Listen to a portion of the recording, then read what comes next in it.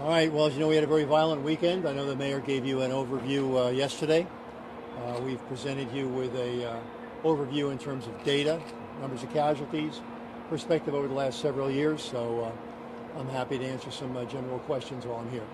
Chief, some of these shootings and homicides happened in what we would normally perceive to be good neighborhoods that had manicured lawns and were relatively safe. The neighborhood where the 8-year-old boy was shot apparently near the playground or on the playground.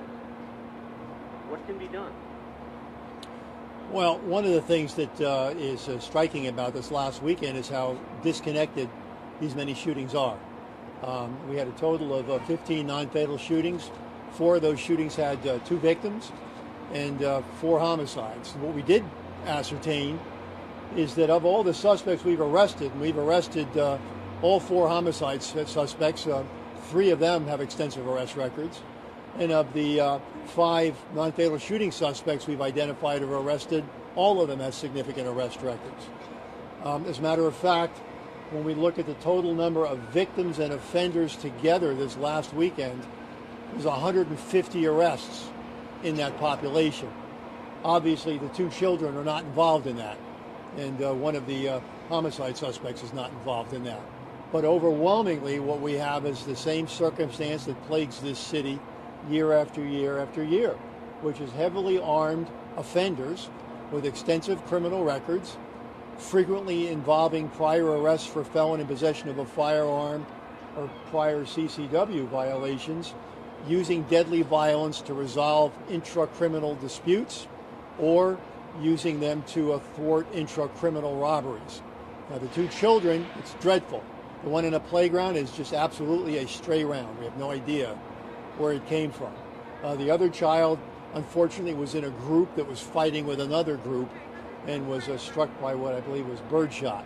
No excuses there. It's absurd, okay? And we know who did that, and I believe they're in custody, or we're seeking them actively anyway. So it's the same phenomenon, and we're certainly doing everything we can to disrupt the cycle, but I think we can pretty firmly state that our ability to arrest people can't be the last thing that happens to them to get them to stop doing what they're doing.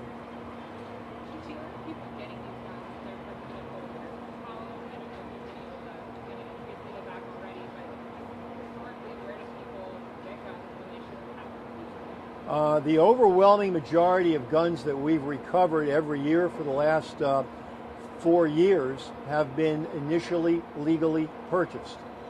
The phenomenon is either straw purchasing, where people purchase a gun for a third party knowingly for a specific third party. The other phenomenon we're seeing is people are buying numbers of firearms and selling them on the streets of Milwaukee. As you know, secondary sales don't require a background check.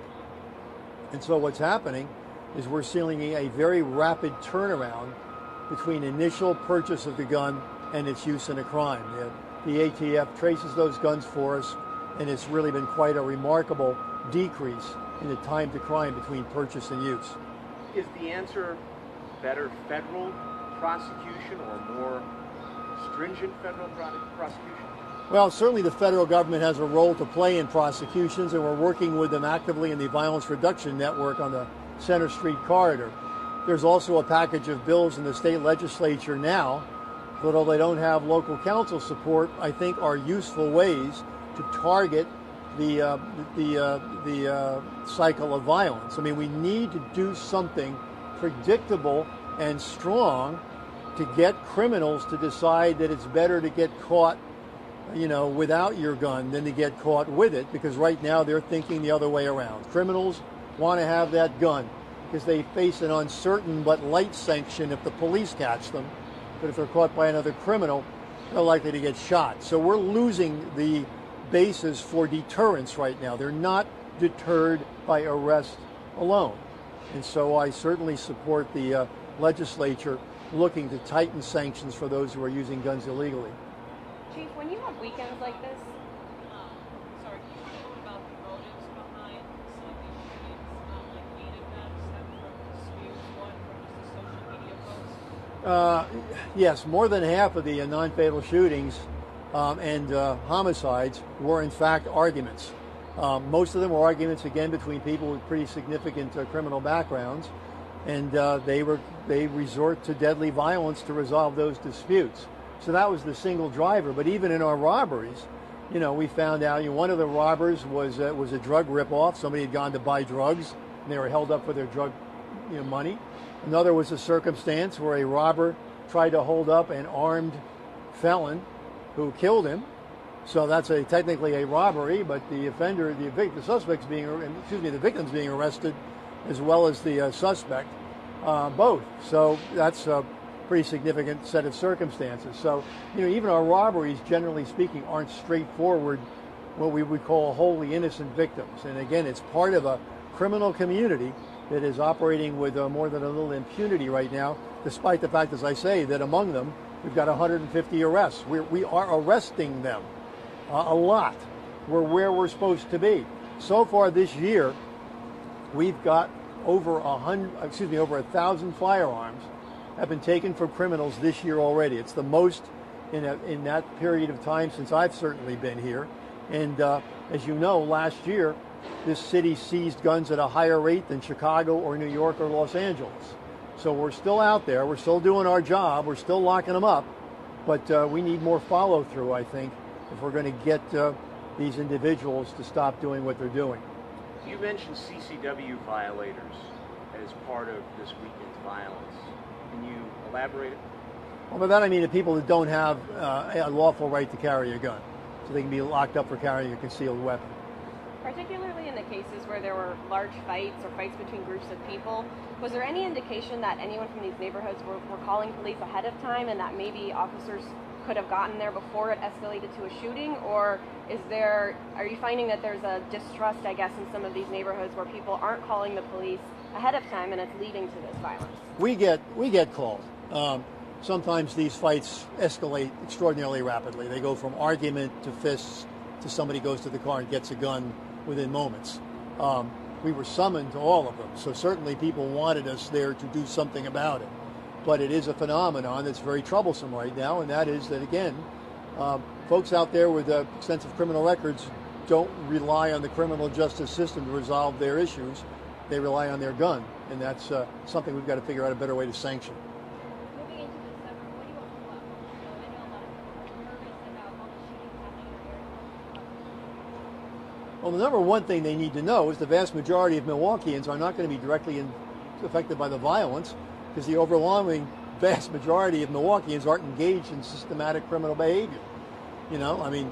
I get accused of blaming victims sometimes. Well, I'm not blaming anybody. I'm describing a social phenomenon which is afflicting this city, all right, which is a large number of individuals with significant criminal records with unfettered access to firearms shooting each other and shooting innocent third parties.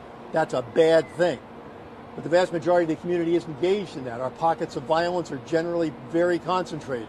The folks that come downtown to use its amenities, to go to games or festivals or whatnot, are perfectly safe, because most of this violence, not all of it of course, but the vast majority of it, is precipitated by the activities of both the victim and the offender.